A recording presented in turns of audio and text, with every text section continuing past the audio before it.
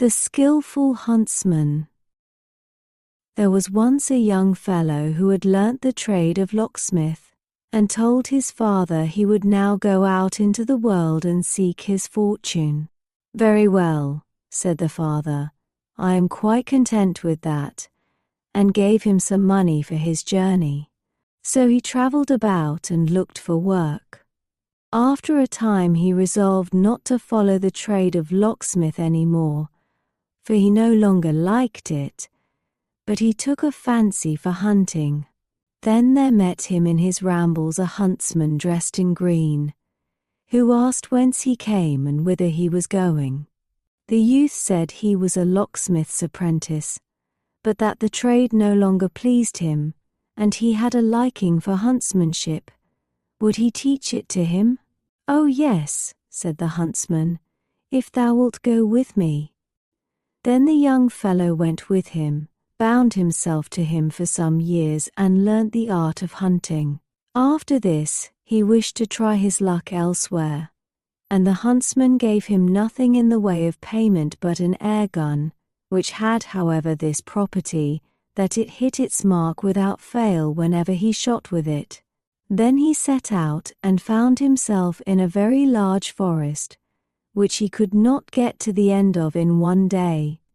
When evening came, he seated himself in a high tree in order to escape from the wild beasts.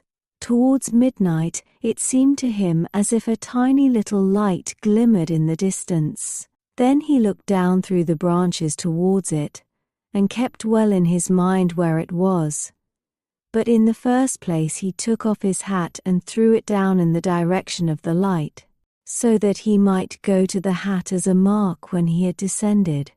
Then he got down and went to his hat, put it on again, and went straight forwards.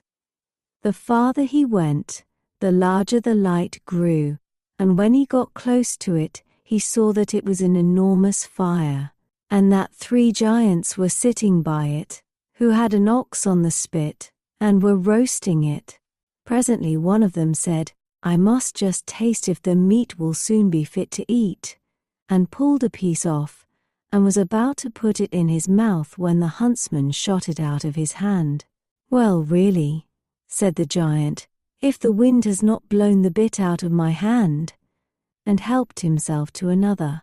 But when he was just about to bite into it, the huntsman again shot it away from him. On this the giant gave the one who was sitting next him a box on the ear, and cried angrily, "Why art thou snatching my piece away from me?" "I have not snatched it away," said the other. "A sharpshooter must have shot it away from thee." The giant took another piece, but could not, however, keep it in his hand, but the huntsman shot it out. Then the giant said, "That must be a good shot to shoot the bit out of one's very mouth. Such an one would be useful to us."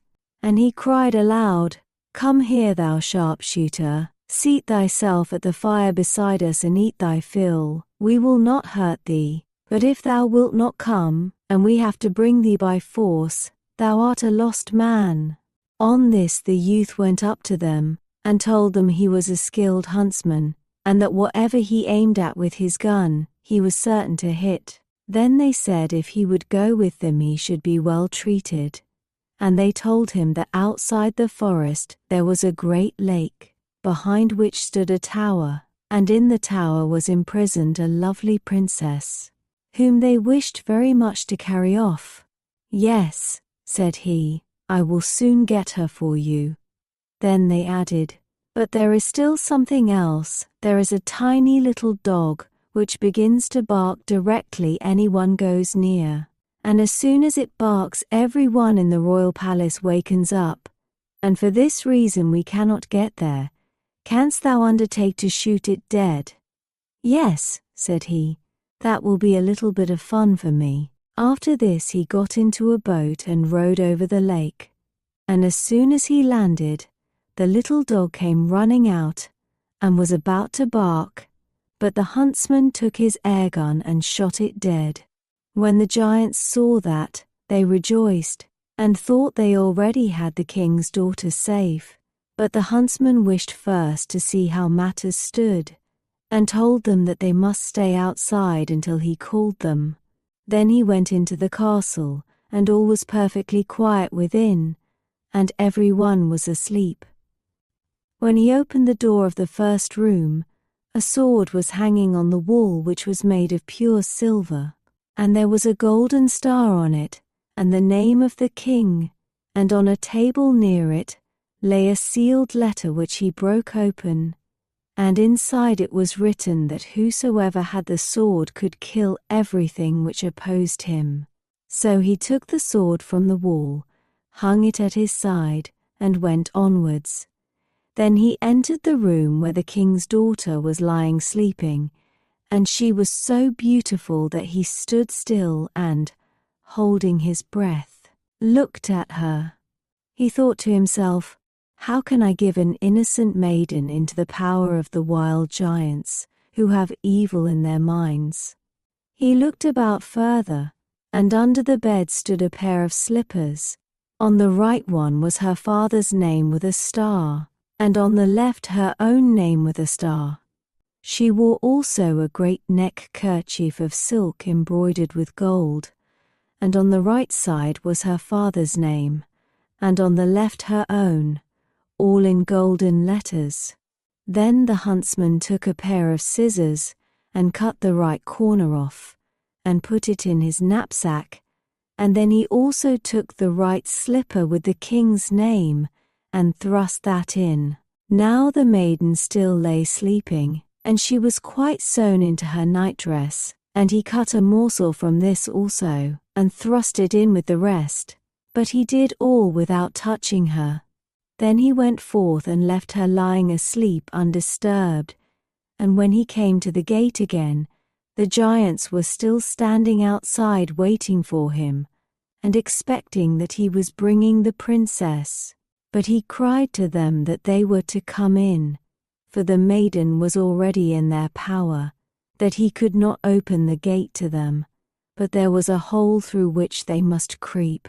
Then the first approached, and the huntsman wound the giant's hair round his hand, pulled the head in, and cut it off at one stroke with his sword, and then drew the rest of him in. He called to the second and cut his head off likewise, and then he killed the third also. And he was well pleased that he had freed the beautiful maiden from her enemies. And he cut out their tongues, and put them in his knapsack. Then thought he, "I will go home to my father, and let him see what I have already done, and afterwards I will travel about the world. The luck which God is pleased to grant me will easily find me." But when the king in the castle awoke, he saw the 3 giants lying there dead. So he went into the sleeping room of his daughter, awoke her, and asked who could have killed the giants.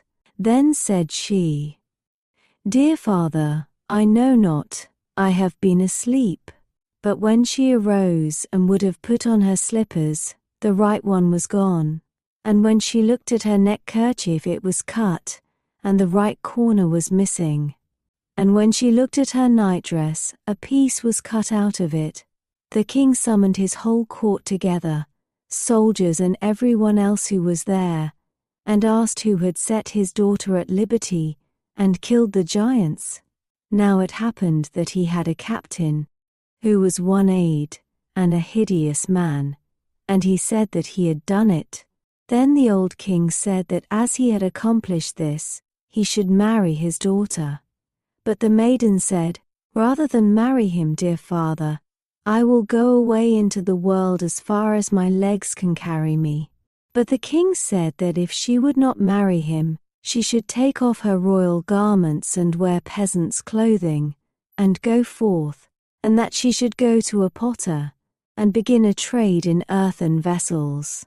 So she put off her royal apparel, and went to a potter and borrowed crockery enough for a stall, and she promised him also that if she had sold it by the evening, she would pay for it.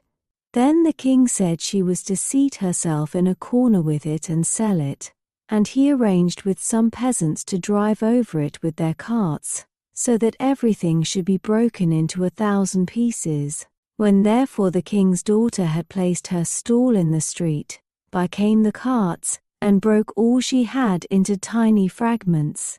She began to weep and said, "Alas, how shall I ever pay for the pots now?" The king had, however, wished by this to force her to marry the captain, but instead of that, she again went to the potter and asked him if he would lend to her once more. He said, no, she must first pay for the things she had already had. Then she went to her father and cried and lamented, and said she would go forth into the world. Then said he, "I will have a little hut built for thee in the forest outside, and in it thou shalt stay all thy life long and cook for every one, but thou shalt take no money for it." When the hut was ready, a sign was hung on the door whereon was written, "Today given, tomorrow sold." There she remained a long time, and it was rumored about the world that a maiden was there who cooked without asking for payment, and that this was set forth on a sign outside her door. The huntsman heard it likewise, and thought to himself, "That would suit thee. Thou art poor, and hast no money." So he took his air gun and his knapsack, wherein all the things which he had formerly carried away with him from the castle as tokens of his truthfulness were still lying, and went into the forest, and found the hut with the sign, "Today given, tomorrow sold." He had put on the sword with which he had cut off the heads of the 3 giants, and thus entered the hut and ordered something to eat to be given to him. He was charmed with the beautiful maiden, who was indeed as lovely as any picture. She asked him whence he came and whither he was going, and he said, "I am roaming about the world." Then she asked him where he had got the sword, for that truly her father's name was on it. He asked her if she were the king's daughter. "Yes," answered she. "With this sword," said he, "did I cut off the heads of 3 giants."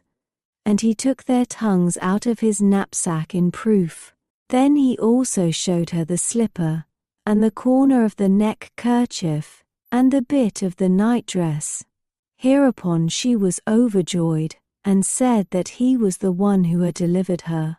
On this they went together to the old king, and fetched him to the hut, and she led him into her room, and told him that the huntsman was the man who had really set her free from the giants. And when the aged king saw all the proofs of this, he could no longer doubt, and said that he was very glad he knew how everything had happened, and that the huntsman should have her to wife, on which the maiden was glad at heart. Then she dressed the huntsman as if he were a foreign lord, and the king ordered a feast to be prepared. When they went to table, the captain sat on the left side of the king's daughter, but the huntsman was on the right, and the captain thought he was a foreign lord who had come on a visit. When they had eaten and drunk, the old king said to the captain that he would set before him something which he must guess.